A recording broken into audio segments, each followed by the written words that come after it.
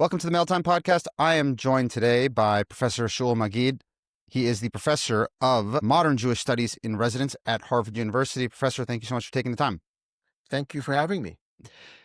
And I'll just preface this conversation by saying that I'm sure there's certain things we agree on, other things we don't. And for the people that are in the comment section on YouTube and otherwise, please pound sand because I'm interested in hearing what you have to say and we can exchange ideas. Great.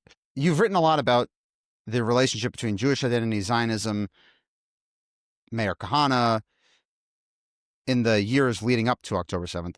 Were you surprised by the reaction from the organized Jewish community post October 7th? Well, the organized Jewish community, I guess it depends where you are. I live in the U.S., so I think my perspective is more centered here, although obviously I'm, know people in Israel and have lived there for a long time and read and listen to things. No, actually not. I'm not really surprised at the reaction. Well, I would say two things. I'm not surprised at the reaction. I was a little surprised at the, I guess, intensity of the reaction, and I think I was more surprised, if I was surprised at all, at the way in which the trauma of October 7th, and it was certainly a trauma for Israeli society, for Jews worldwide, very much translated into a certain justification for vengeance, which is understandable and lamentable at the same time. And I've listened to some of your talks in preparation for us talking here, and it's funny listening to some of what the ADL had said in, say, 2003, comparing Abe Foxman comparing what American Jews were going through in 2003 to 1939 Germany. Absolutely insane comparisons. Do you think that kind of rhetoric and language building up over the decades, I don't want to say cheapened the effect, but actually made the combating legitimate anti-Semitism more difficult? Yeah, I do think so. I mean, yeah, those Foxman comments from way back now are really, I don't know, they're really, really dissonant for me. And I'm somebody who wasn't alive in 1938, and I can imagine anyone who was alive in 1938 and experienced what people experienced in Europe would really push back very strongly against the idea that somehow we're in that state. But this idea of being perpetually in 1938 is something that that Prime Minister Netanyahu has said for many years, decades already, that there's some. It's a very interesting psychological phenomenon. On the one hand, Jews, and let me speak about American Jews because I think the Israeli situation is very different. But certainly, American Jews, on the one hand, are deeply disturbed by anti-Semitism, and on the other hand, anti-Semitism is some very kind of weird comfort zone. It's kind of like, oh yeah, it all makes sense now because this is what I was taught what Jewish history is. So there's that kind of going back and forth between being aghast and being comforted by the fact that this kind of anti-Semitism exists. Obviously, when it becomes violent and people's lives are threatened and violent and things like that, it shifts gears. But just there is this kind of strange tension between anti-Semitism is a confirmation of how people are taught to see Jewish history, and yet anti-Semitism is something that's intolerable. I guess the question that I ask people in the ADL and what's become known as the kind of anti-Semitism movement of sorts is, what's really the end goal? I mean, is the end goal to Raise more eradicate? money. Well, besides making more money, that's true. You need another conference. Like, I'm getting targeted Instagram ads about another Right. conference on stopping anti-Semitism by the same organizations that did a horrible job of doing that over the past 20 years. So Yeah. there's no accountability on it. I think also, to your point, if you look at someone like Tucker Carlson, who drove Tucker Carlson off of Fox or really was leading a charge? It was the ADL. So when you look at Nick Fuentes getting banned by the TSA and being basically debanked, the ADL was pushing a lot of this kind of stuff. So when you're looking at trying to actually combat some of the legitimate anti-Semitism and what Tucker is actually doing now, and what Nick Fuentes is pushing on his platform, I actually think that some of this kind of outrageous conduct over the past few years really, I don't want to say it removed them as legitimate voices, but the ADL is now, it, it, it's indefensible because they were going after Tucker, calling him a white supremacist in 2019 and 2020. And when you actually have him pushing Nazi revisionism, they've already they've forfeited their right to really speak in the conversation. That to me is like one of the more confounding problems that we've seen emerge, because Yeah, so many of these, like, they were chasing ghosts, I almost want to say, yeah. because I mean, an interesting comparison is to a military, right? So a military, its business is war.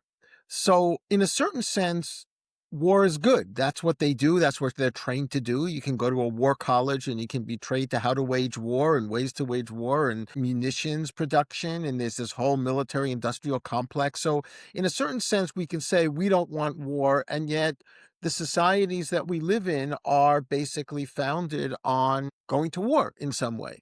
And I think the ADL, I mean, the ADL is in the business of anti-Semitism. So more anti-Semitism is good for business. And I don't think I'm not even saying that in any judgmental way. That's just the reality, right? If anti-Semitism disappeared, the ADL would have no reason to exist. Now, well, they tried to morph into other things like Islamophobia right, and whatever, trans exactly, rights, which is exactly. also crazy because why are you, isn't your motive, isn't your entire reason for existing for exclusively the Jewish people? I didn't understand why that was even a transition. But So all of the complicated ways in which people like us in the academy who are now becoming, disparaged as being irrelevant or whatever, say like anti-Semitism is a thing, anti-Semitism exists, but we have to actually make distinctions here. What is anti-Semitic? What is not anti-Semitic? What is, you know, those are kinds of distinctions that the AEDL doesn't want to make. It wants to maximize its understanding of anti-Semitism because then the anti-Semitism industry raises more money and has more to do. Now, I don't want to be cynical about it. I don't think that it's only about money. I think it's about a certain vision of Jewish history, and anti-Semitism confirms that vision of Jewish history. And I think that that's part of the problem that we're living through. And in that way, I mean, as horrific as it sounds, and I say it with all of the caveats that I can muster, you know, October 7th was a confirmation for a lot of people. Well, you see, it really is a zero-sum game. It's us or them. And then it takes us right back to Kahana, right, which is what we were talking about earlier. Because in certain sense, Kahana's response, I think, to October 7th is, why should anybody be surprised? If the I mean, he wait, can I told can them I can how. I push back for 1 second? Yeah, please. I think there's a line between some of the prescriptions that Kahana was offering and a legitimate concern about the Arab-Israeli conflict, if you want to call it that. That is not, it can't just be reduced to simply Kahana, right? I think that there's, No, if you grew up living, if someone grew up in Jerusalem in the Second Intifada and then had to go fight and lost friends in 2014 and then had to go back in 2023 to go fight in Gaza in 2024 and 2025, I think there's a very legitimate reason why you would like be in favor of a maximalist Israeli power that's divorced from any of the specific prescriptions that Kahana would offer. yes, I agree with you about that. I would just say, like, if we step back, and it's not really Kahana, I would go back to Jabotinsky's 1923 essay, Iron Wall, where Jabotinsky says, we're coming, the Jews are coming to the land, and we're going to build a country here. And the people who are living in that land will rebel against us, and they have every reason to rebel against us because we're coming and we're stealing their land. That from their perspective, that's what we're doing. And so Jabotinsky, in a certain sense, is acknowledging, yes, the Arabs will rebel because we're stealing their land. And therefore, we have to create this iron wall. That was the title of the essay, to make sure that we have to do two things. One is to create an iron wall to protect ourselves. And the other one is we have to make sure we have a majority. So it was a kind of majoritarianism and this iron wall. And in a certain sense, Kahana really just adopts that, and it becomes a kind of zero-sum gameism that much of the Israeli political culture has basically tried to argue against, to say, well, it's not a zero-sum game. We can come to some kind of compromise. The Arabs will acquiesce that we exist here, and then, depending upon what your political, inclinations are, we can have a two-state solution or some other form of coexistence. And Kahana's view was that no, coexistence isn't possible. And coexistence isn't possible because, and he says this actually in chapter and verse, that the Arabs are as Zionist as the Jews, meaning that the Arabs are as nationalist as the Jews. And therefore, as he says in a number of places, they're not going to basically sell out their national aspirations because we give them a washing machine and electricity. They're not going to sell out their desire for self-determination, which is our desire for self-determination. So in a certain way... And by the way, that was something that Herzl even promoted, right? He was saying that they were basically illiterate farmers, that you're going to be able to raise their economic prospects, and therefore they're going to come to love Zionism along those lines, if I'm not mistaken. Yeah. I mean, that's even patently moronic. But even Herzl, I mean, I have a piece that I wrote about a few months ago. Even Herzl in his diary talked about the transfer of the Arabs out of the land. So the idea of transfer, which became Kahana's raison d'etre at a certain point, and Geula Cohen, that the only solution is basically removing the Arabs from the land, which then became an issue in terms of ethnic cleansing in Gaza and all of this. It wasn't only people on the political right that were saying that. Herzl was saying that. Ben Gurion said that. Israel Zangwill said that. Yosef Veit said that. I mean, people were saying, we're talking about transfer from the left from the 1940s and the 1950s. So I think that one of the things I'm trying to get across is that Kahana's basic view, and this I think does resonate in today's Israeli culture. Kahana's basic view is that the true enemy of the Jew is not the Arab. The true enemy of the Jew is liberalism. And liberalism will make it impossible for Israeli society to create a social structure and system where the Jews will be safe.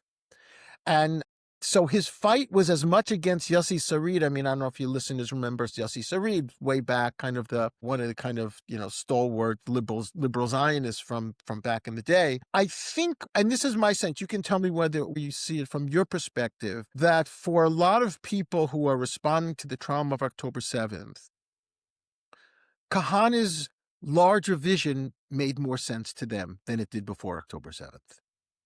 That, in fact, we are in a situation of us or them. And if you're in a situation of us or them, if you're in a real existential crisis, then there really is no morality. If somebody's holding a gun to your head, you don't have any moral obligations. I mean, moral philosophers will tell you that. So I just think that it was very easy to slip into that. Now, the problem with that, in my view, is that people aren't really paying any attention to October 6th. That is, the conditions that existed for decades that created October 7th. The reason for that is that you want to basically, in a certain sense, I hear from people I talk to that it's as if Israeli history begins on October 7th. And what existed before that, we don't need to talk about that. When in truth, that is the condition in which October 7th happened. This is not to exonerate violence and mass death and rape and murder. I'm not saying that at all. But this doesn't fall from the sky. October 7th didn't fall from the sky. There's a precedent for it. Well, the idea that it doesn't fall from the sky, I think when you talk about the issue of morality, if there is morality, if there isn't, I think there certainly is morality. People are just saying that the morality is on the side, people being Israelis, saying, listen, we're going to give, we had 30,000 work permits coming in from Gaza.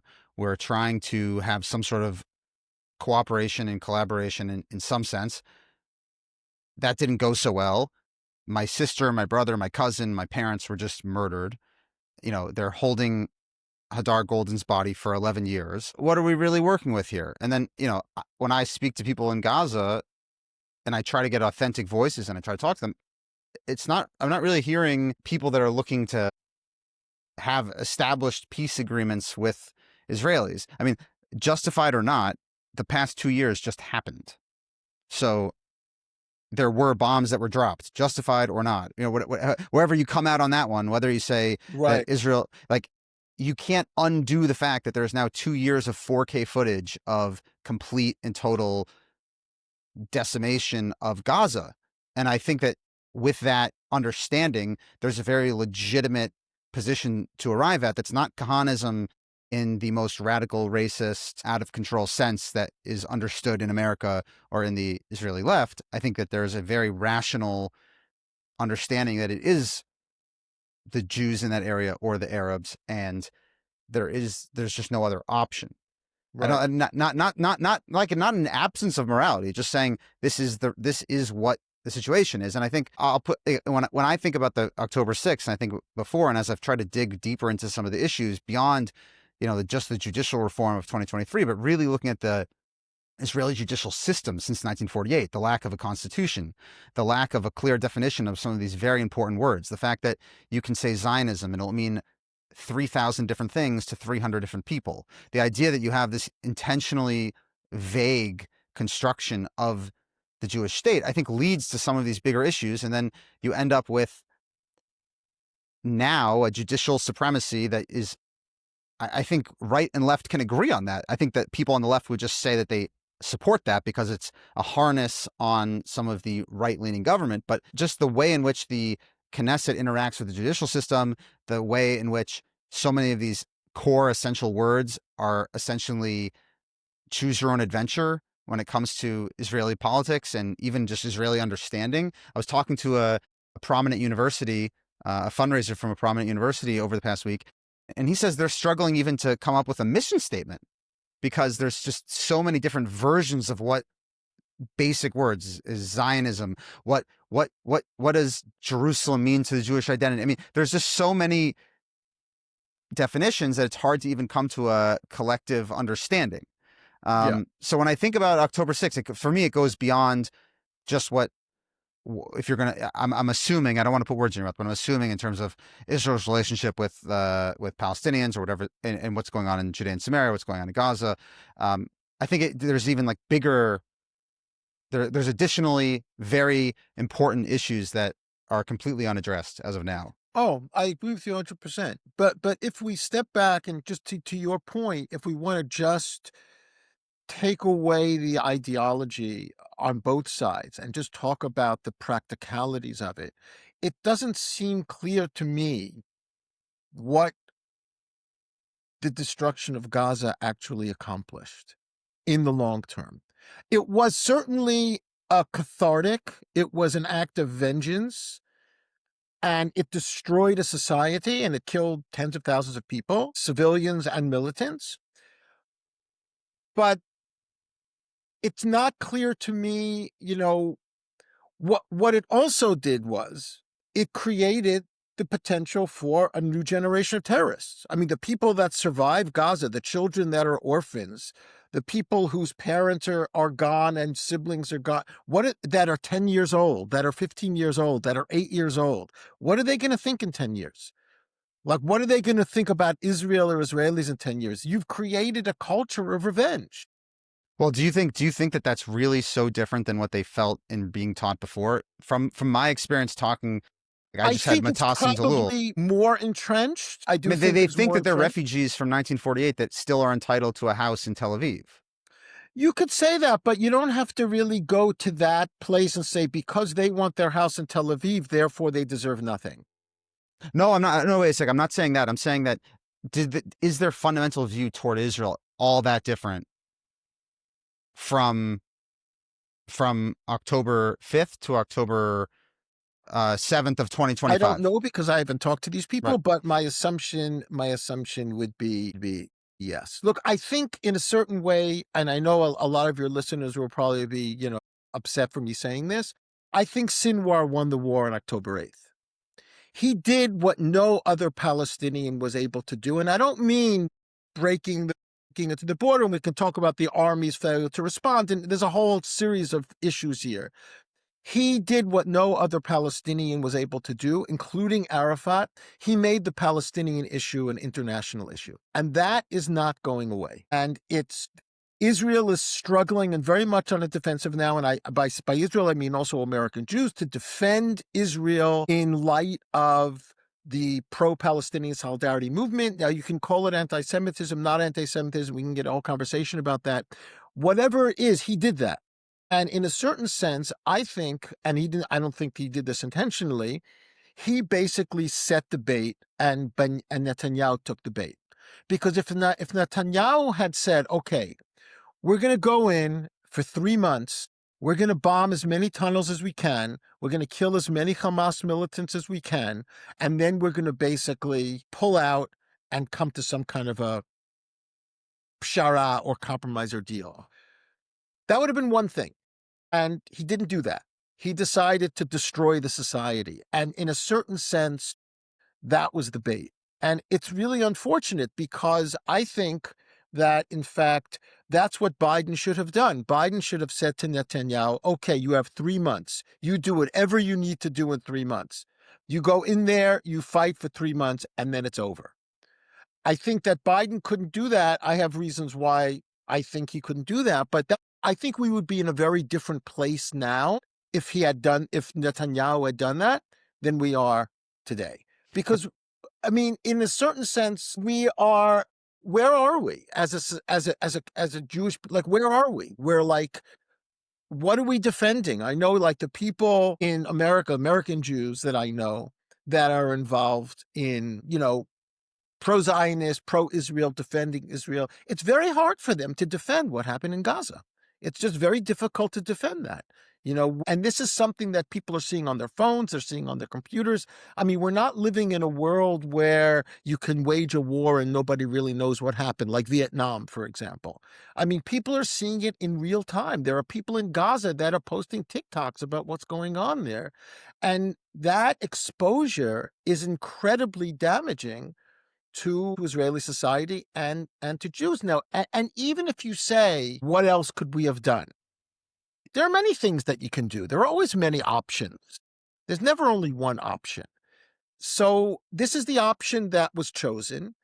And now you have, I just saw, a report. I don't know how true it is, but now you have a new report that says 25% of Israelis are thinking of leaving the country.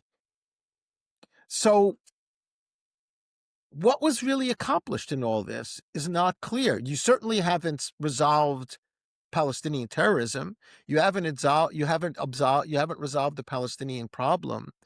Hamas is still in power. What's that? Hamas is Hamas is still still in in power. power. I mean, look, America went and just committed genocide against the Native Americans, and they finished the story, right? But that was 150 years ago. You can't really do that anymore. So I'm really setting aside my own politics or your politics, whatever it is, just to your listeners, just on a very practical level, tell me what actually was accomplished?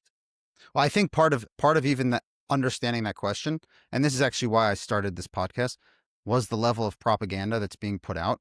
First of all, you have a media censor in Israel, which I actually think it's malpractice that when newspapers and media in Israel are reporting on the army, that they don't disclose that everything is published under the media censor. They might say the censor stopped one little bit of information, but I think that as a general piece of integrity, I think it's important to say that everything is really under the media censor. And that's part of the reason why I started talking about this, because the more I was talking to soldiers and the more I was trying to understand what was going on the ground, the more I realized that the propaganda was just absolutely crazy. So you can't even understand, like, when people say what was accomplished, I think a lot of times they don't even know what happened. As much as there are TikToks and everything going on, like, they don't actually know a lot of what was going on. Now, see, we come at it from radically different perspectives, but I do ask that question, right?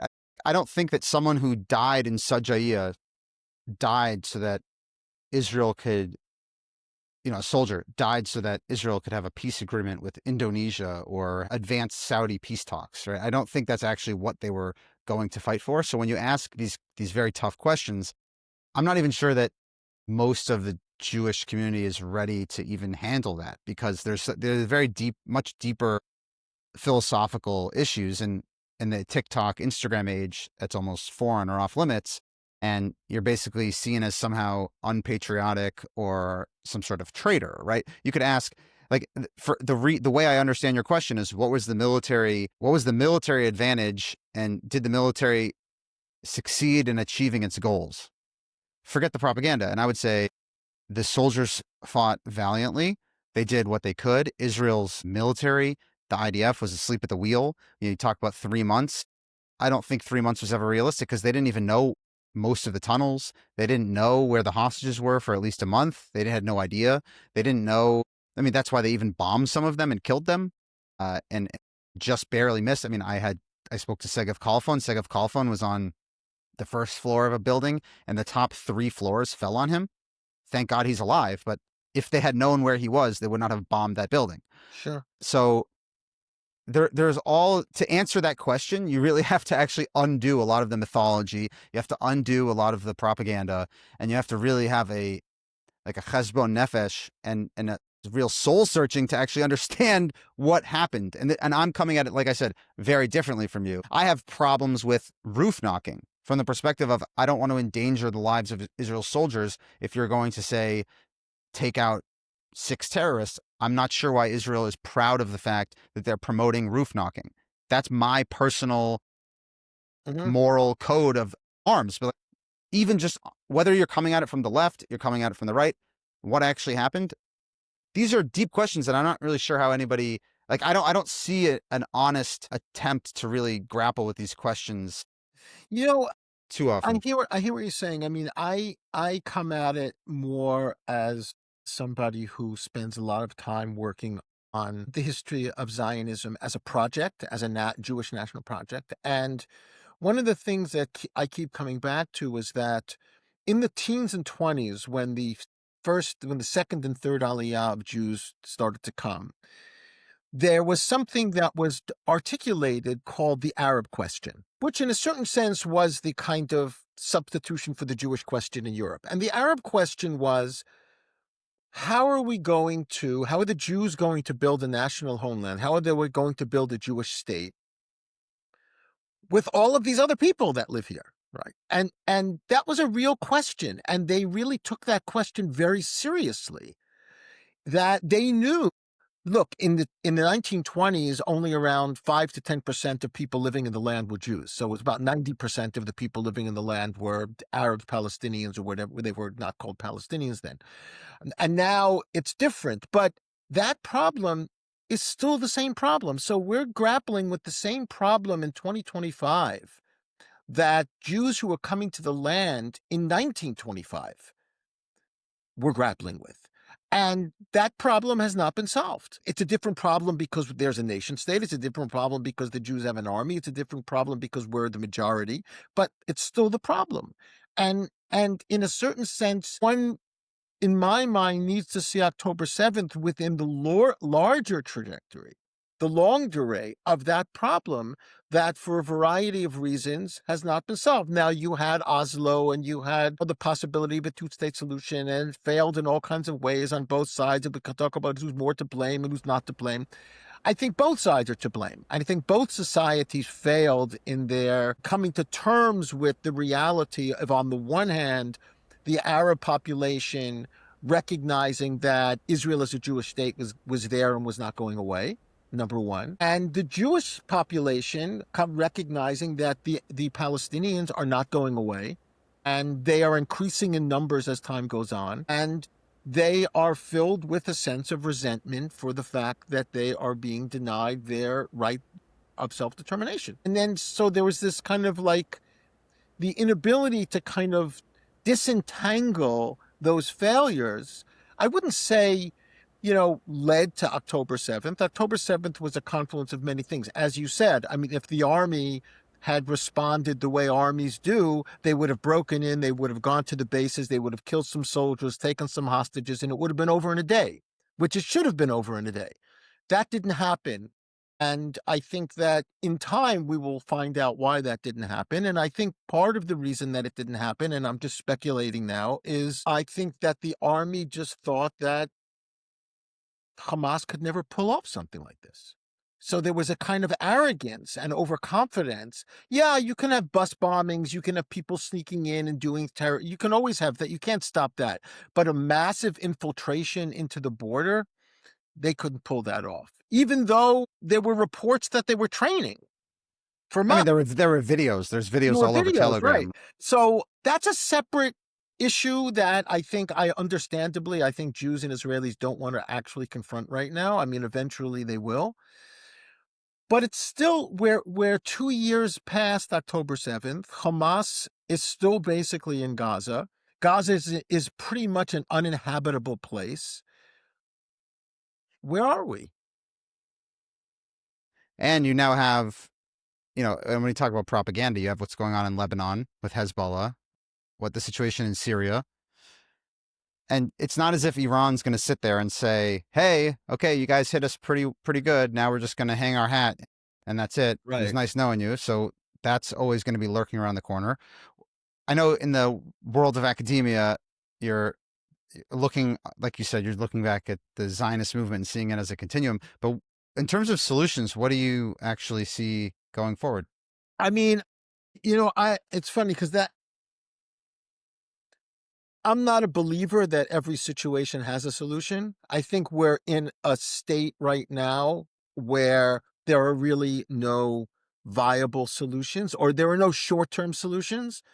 I think the long-term solution from my perspective is that the entire paradigm has to change. That Israelis, and I could say the same thing about, people in Gaza too, but I'm a Jew, and Israelis are the ones in power ultimately. I mean, we're the ones that have a country and an army and an air force, right? So we actually have the power. The paradigm is going to have to change in terms of how to deal with this problem. 2 states, confederation, 3 states. There's all these different things that are being thrown out. I don't know which one. I don't know which one would work, but I will say that what we have now is not working. Well, And wait a sec. I think everybody could agree on that. That's yeah, no, I understand. right, So left, it's a center. question if we just want to, if we just want to push harder, that'll make it work. In other words, the idea that somehow eventually 2 things will happen. Either the Palestinian population will emigrate, they'll leave, or they will just give up their desire for self-determination. I think both of those are fantasies and both of those are false. And I think that we've seen that that's not happening. That was one of Ben-Gurion's mistakes. One of Ben-Gurion's mistakes was after 48, he Oh, basically right. Ben thought, Gurion's mistakes. You're talking about a sacred cow here. Okay. right, Ben-Gurion made 3 mistakes. The first mistake was he thought the Arabs would eventually leave. Why would the Arabs want to live in a Jewish state? They could live in some other Arab state, right? And I could, I can explain why I think that was a mistake. The second mistake he made was that the Haredim will eventually either secularize in the next generation or they will also leave. Because why would a Haredi Jew want to live in a secular Jewish state? And the third mistake he made was that diaspora Jews would come to Israel. And none of those happened for all kinds of reasons. By the way, the fourth I'm going to add about the Constitution, but we'll go back to your first three. What's the fourth? I'm saying the Constitution, the fact that you proceed multiple decades into his leadership, or that he's still around in the Israeli political system, and there's no established constitution, I Yeah. think is a massive, massive mistake and is yet to be fixed. But going back to your three, yes. I think those 3 mistakes, which were totally understandable in his time, we're living in the aftermath of that. And I think the constitutional question is also a fourth one. But I think that the fact that the Arabs didn't leave, the Haredim didn't secularize, and now they actually have a lot more political power than they had. I mean, the reason that Ben-Gurion created the status quo of marriage, divorce, conversion, burial rights, and the establishment of the Rabbanut is because he didn't really feel like the religious sector was going to really survive in a secular state, and he was wrong about that. And so we're living in Ben-Gurion's 3 mistakes. And I think, depending upon who you are, some people will say, well, the Haredi problem is really a bigger problem than the Palestinian problem. I don't really think that that's true. And now that you have, Wait, you know, what's the argument for that? well, because for the Haredi problem, That be, that Haredim living in Israel would be a bigger problem than a radicalized population that might want to. Because I think because there are before October 7th, there were many people in Israel who thought that the Palestinian problem was manageable. Limited autonomy, some sense of economic upward mobility that the Palestinians will eventually just kind of give up. The Haredim are not giving up their Harediyut. They're not giving up their own lifestyle. In fact, they're becoming more powerful and they're becoming more influential in Israeli society. Forgetting about draft issue. I mean, the draft issue is one part of it, but closing buses on Shabbat and kind of the way in which secular Israelis feel like the notion of kfiyah datit, or Right. the idea that somehow they're being forced into some kind of a religious society. I think the Haredi community is changing also in Israel, and this is something I've written about as well, and becoming more politicized, becoming more right-wing, as more politicized in a right-wing way, because I think that one of the interesting things that we saw from voting maps is that the number of young Haredim in Bnei Brak that voted for Ben Gvir or for Smotrich, right? That's as opposed to voting for Degel HaTorah or for one of the Haredi parties. I think young Haredim see themselves much more Israeli than their parents and grandparents did. They're Hebraized. They see them a part of Israeli society. They're working in Israeli society. And if you take a certain kind of Haredi mindset, we can talk about this too, and you put it into a political register, it comes out very right-wing. Well, Right? So and a lot of people don't even realize, like, historically, Shas was not a right wing party, but I think a lot of say time. that again. I didn't I hear said you. Shas. Yeah. Oh, I'm saying Shas was revolutionary. right, but Shas was not right wing. Like they signed on to Oslo. It wasn't right wing. Well, Avadia Yosef wasn't right wing. I think that he was more willing to deal with questions of territorial compromise than a lot of other people on the Israeli right. But I'm not so sure that was so true with a lot of the Shasnikim. But I'm just saying, anyway, yeah, but I'm saying there's a perception because also in America, people just see a black hat and they think, okay, that person must be very right wing. I just think that there's also a mistranslation of a photo. I would say between how a lot of American Jews view the Haredi politics and how it actually plays out in Israel. It's a lot more complicated. yeah, it's a very no, but that's what I mean. I mean, the question of religion in Israel is a very complicated question, and it was from the beginning, and it's becoming more so over time. So it really is, in a way, you know, I think Israeli society is in a real transitional moment, and it could go in a lot of different directions. And the idea of Israel being a liberal democratic society, which is what the vision was for a lot of people back in the establishment of the state, and many people in the 1970s and 1980s when liberal Zionism was very popular in America, I think we're seeing that that's not the direction that the country's going in for a variety of reasons. And you can call it right or wrong. This is what we had to do. It doesn't matter. I mean, at the end of the day, societies move in the way the societies move, and how to actually curtail that or change that, I think from my perspective, is not going to happen incrementally. I want to one last question here about Israeli politics, and I would love to just turn back to America real quick. Israel's about to enter an election year.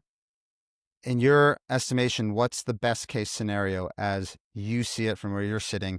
What's the best case scenario for Israel's upcoming election? That's a great question. It's really hard to say how much October 7th is going to have an impact on the election. I mean, Netanyahu could get reelected. Bennett could become the prime minister. I'm not sure that it would make that much of a difference in terms of certain issues. Certain issues it would. I think that Bennett is I think Bennett is a person who has more integrity as an individual and as a political figure. I don't think, look, I'm a person that, proudly sees myself as part of the left. I don't really see that there is a left in Israel right now. I don't see someone like Gans as someone on the left. I think the left has really collapsed and probably will remain underground for the foreseeable future. I mean, I think that I'm of the opinion that Netanyahu is not the problem but the symptom, and that getting rid of him will not really solve the larger issues. It'll solve some of the smaller issues because he's become very toxic as a political figure. But I wish I was more optimistic. So I want to look, well, you're going to say optimistic. I'm not necessarily pessimistic based on your analysis, but I find it fascinating as a social experiment, Netanyahu's remaining strength in the political space, given what happened. And also, I'm very pained for a number of families that I've gotten to know that lost loved ones on October 7th. I know that just that outstanding question of exactly what happened and responsibility is very difficult. And it's very hard for me it's hard to see their picture and to try to stand with them and to understand how they're feeling and reconcile that with what the people in Israel are choosing. Again, it's a democracy and they can vote for whomever they would like. It's hard for me to see parents bury their children and still have no idea exactly what happened. That's just on its face very hard. Yeah. So it's dangerous anytime you quote from Wikipedia, but I haven't yet read your book, The Necessity of Exile. Mm. But there was an interesting line here, which I really wanted to spend a bit of time with you here. And it just said, you propose rethinking the role of Zionism and Jewish identity, recentering Judaism over nationalism, and calling for a return to religion to keep Jews together. You sound like a Chabad shliach. Right. I will respond to that, but I also want to say, I mean, it just reminds me from what you said. There's this the passage in Maimonides, I think in Hilchot Avelut, where he says basically the worst tragedy is a parent burying their child. There's nothing more tragic than that, I'm totally with you in that, and the people that have experienced that level of tragedy, I can't even begin to understand. So I'm in totally, totally. I think to Ayal Eshel and what he's done, and his daughter Roni was murdered at Nachal Oz, and I think they found a tooth. They found one or two teeth of hers, and she had actually been calling out the whole time, saying there's activity on the other side of the border. I believe that Hamas even waved to the group of young women that Yeah, were having a birthday party. I mean, to have that now 2 years later, and still have really no concept of it is I just cannot even imagine. sure. No, I understand. So basically, what I argued in the book, and you read a sentence from the Wikipedia, I guess, description of the book, is Yeah, that says you're basically a Chabad shliach. I don't think Chabad would think that, but anyway, I did spend time living in Crown Heights. I will say that. So maybe I know some. Um, that my basic argument in the book is to make a distinction between the state and the ideology upon which the state was founded, and to say that Zionism, in a sense, did the work that it did in all kinds of ways, but that it doesn't really serve the people that live there or the people that support the state as an ideology that the state can actually continue to function. And that's because I think that Zionism is founded on a principle of creating an ethno-state, and I don't think that ethno-states have a future. And especially an ethno-state that has a population of about 20 to 23% of whom are not part of that ethnic group. All right, Like you can have an that's not the Chabad part. I was more no, I I was no, more I saying understand. I'm just saying that I'm interested in the concept of separating Judaism from the state of Israel, which I think is a pretty basic fact of Jewish tradition. I don't Right. understand how like it would be a deliberate misunderstanding of Jewish history to say that when someone says Judaism, you're talking about a modern political state. I don't. It's crazy. I think, in the world that I inhabit, I think that the fusion of Judaism and Israel or Zionism, however you want to understand it, has really been completed in America. And I think what's happening post October 7th is the beginning of a kind of detachment from that. That, in a certain sense, I think you're right. I think that was something that Yaakov Yadgar, in a book that you should really read called To Be a Jewish State, he calls it Zionist supersessionism. That, in effect, Zionism has come to replace Judaism. It is the new civic religion I can only speak about, of American Jews. I call it the religion of Zionism. The religion of Zionism, right. And this is something that or alternatively, you can call it the Zionist consensus, which really emerges in the 70s. I think one of the things that you're seeing post October 7th is the fracturing of that. And I really do think, and I say this to your listeners both in America and Israel, October 7th and the war in Gaza really broke American Jewry. It really broke American Jewry in ways that it had never been broken before in its history. And this is not about agreeing to disagree. The level of pluralism that existed within the American Jewish landscape on different denominations and tolerance and all of this, and in a certain sense, Chabad builds its edifice on this pluralistic model. I think that the pluralism has reached its limit on this question, whereby Jews who feel like their Jewish identity is tied inextricably to Zionism or Israel cannot tolerate the legitimacy of a Jew who says, I'm not a Zionist. It's almost as saying, like, you're not a Jew. By Well, saying, because they define Zionism as so broad that you can't yes, possibly wiggle out of it. It's intellectually dishonest how it's being constructed. look, I think that, I say this to Chabad people all the time when I engage with them. Like, there is no way, and all that I've read, I didn't know the Lubavitch Rebbe personally, but in all that I've read, there's no way that he would answer yes to the question, are you a Zionist?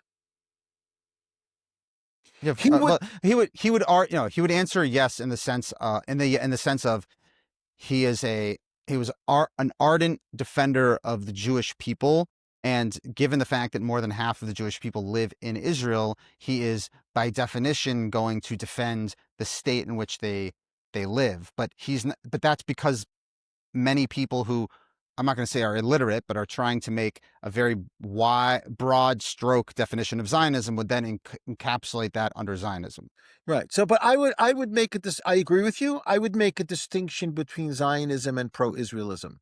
I think that he was a Sure. pro-Israelist, but I don't think he would actually say he was Zionist. I mean, his father-in-law was a vehement anti-Zionist, and the Rebbe Rashab even more so. I mean, Zionism, if you read the stuff that the Rebbe Rashab Correct. Yeah. wrote about Zionism, I mean, it's not any different than the Satmar Rebbe wrote about Zionism. Well, I mean, and I try to explain this to some people. I have had a few coffee dates about this as well. I said, you have Herzl, and there's a I think with Max Nordau, when they were at one of the congresses, and they go into Shul, and they need help even opening the siddur.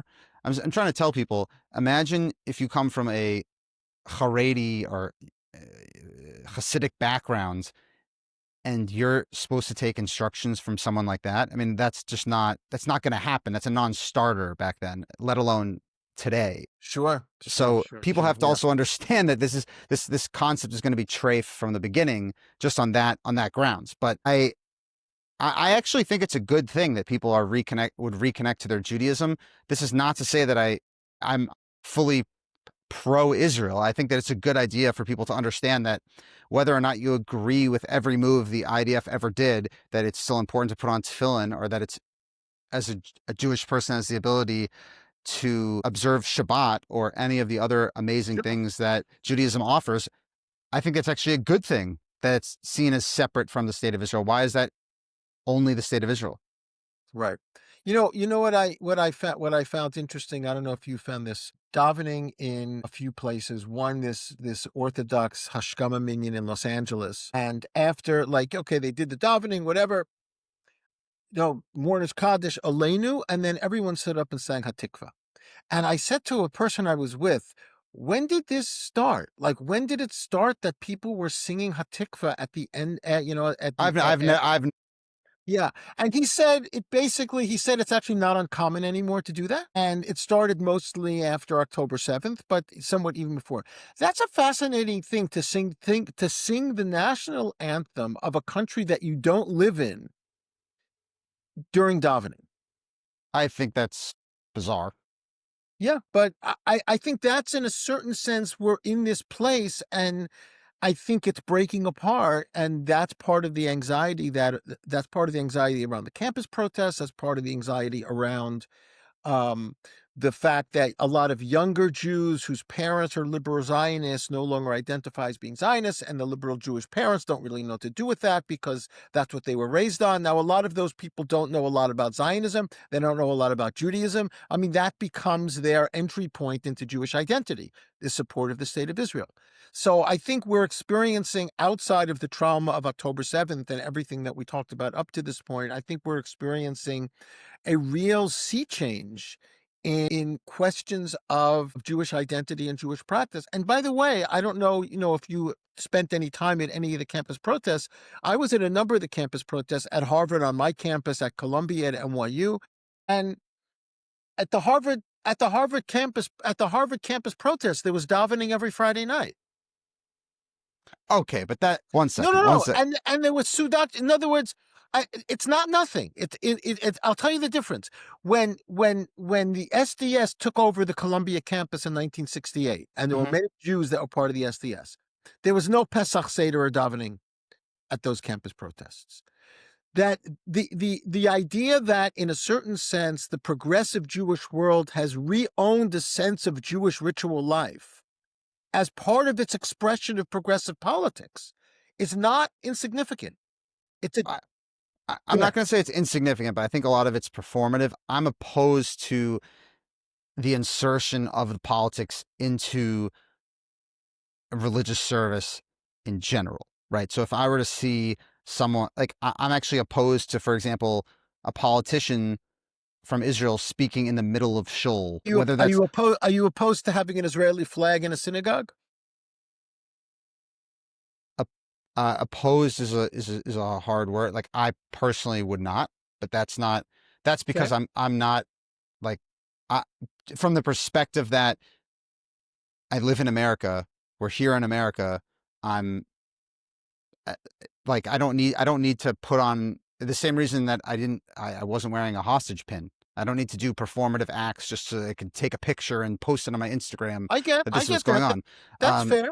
Yeah, like I also think that, but I just think there's a danger of overly politicizing the religious service. God forbid I would want someone to disagree with what a political person says in the middle of davening. Like I think once you finish the Haftorah, it would be inappropriate to get up there and then just start railing about politics. I think that shul should be about Torah. Yeah, that's a radical idea these days, but I think I think you're being very consistent. No, and that's why, and that's part of the reason why, for me, like when I was very critical of Angela Bookdahl, I was very critical of a lot of these people, these rabbis who bring politics into the bima all the time, because I just think that you're cheapening Judaism. I think that there's so much to Judaism. There's so much to the weekly parsha. There's so much to Tanya, to Rambam. They're just there's amazing knowledge that can be offered. And if you have a limited window, why do you have to go on and rail about Benjamin Netanyahu did this, or Ayal Zamir said that, or Ben Gvir said this? Or like who cares? Why can't we just talk about the Torah?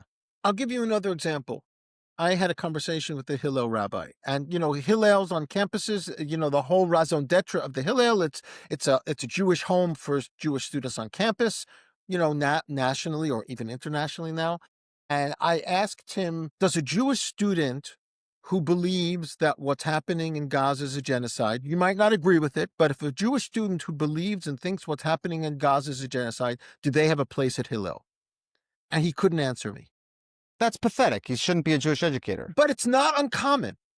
No, but these are intellectual cowards who shouldn't be in charge of anything. I mean, this is the idea that someone would be banned from a public space because they have a bad thought on a political matter, right? So therefore, if someone doesn't agree with trans ideology, are they banned from a Hillel house today? I mean, I think the answer should be no.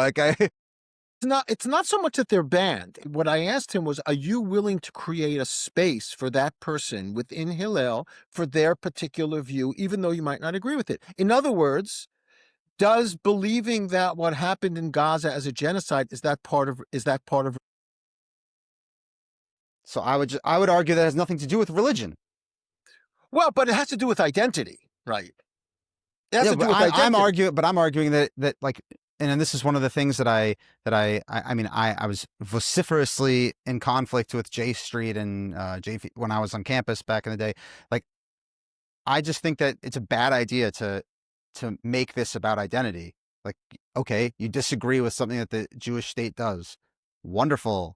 Yay. You live in, like, why does that have to do with whether or not you want to go to Mincha Maariv on Shabbos? Like, I just don't I get it. agree Yeah. with you. I agree with you. But, if you go into almost any Hillel in a major university, certainly where I work, what are you confronted with? You walk into the door at Hillel, there are 50 Israeli flags hanging there. That's the first thing you see. You don't see a Sefer Torah. You don't see a Siddur. You see Israeli flags. And then you walk past them, and then you go into the Beit Knesset or the Beit Midrash, and there are Sfarim and Sifrei Torah and so on and so forth. And there are people, students of mine that will say, I never go to Hillel because I don't want to be confronted with that. I think well, it's sad on multiple levels. One, I think you can also disagree with the Jewish state and see a flag and still go. I don't think there's problems in America. I'm still a very proud American. I wouldn't not proudly respect or avoid the American flag. I don't have like a visceral disdain for the flag when Joe Biden is president if I don't like Joe Biden or if I don't like Donald Trump Right. personally.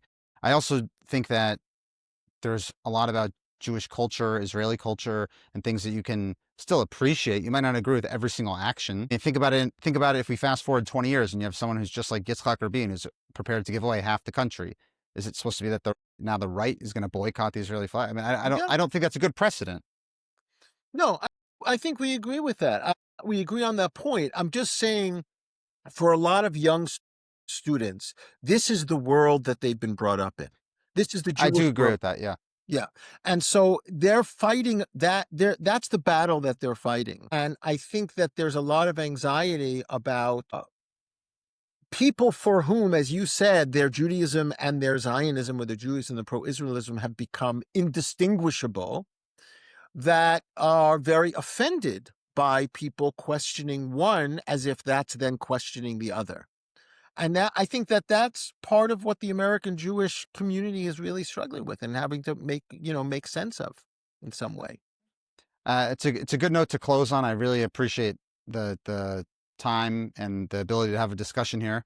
I hope that people that made it this far are able to hear some different ideas and actually consider them for better or worse. And if you want to leave a comment below, reach out. Be more than happy to engage on it. God willing, we continue to have more conversations just like this, so people can expand their horizons and maybe think for a second. Thank you, Daniel. Thank you so much for your time. I appreciate it. It's been great. Thank you.